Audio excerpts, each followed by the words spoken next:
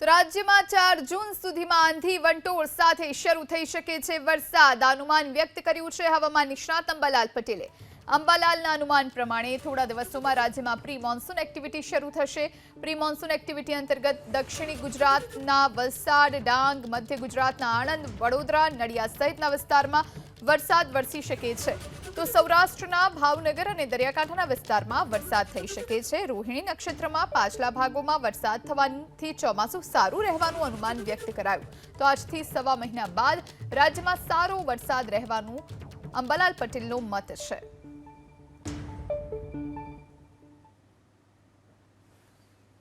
ધીરે ધીરે રાજ્યના ઘણા ભાગોમાં આંધી વંટોળ સાથે પ્રી મોન્સૂન એક્ટિવિટીનો વરસાદ થવાની શક્યતા રહે છે। દક્ષિણ ગુજરાતના ભાગો અને લગભગ આહવાના વલસાડના ભાગોમાં વરસાદ થવાની શક્યતા છે। ભરૂચ, દાહોદના ભાગમાં વરસાદ થવાની શક્યતા રહે છે।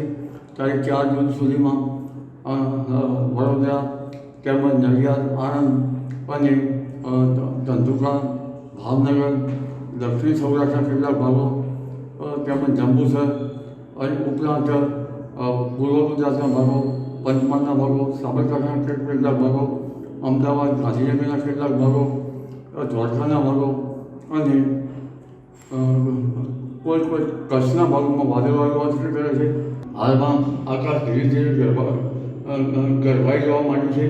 સમુદ્ર હવે ધીરે ધીરે આકાશમાં પડશે અને ઉપર હિમચાદર બનશે। એટલે લગભગ આજથી મહિને અને સવા મહિને ઘણો સારો વરસાદ થવાની શક્યતા રહે છે।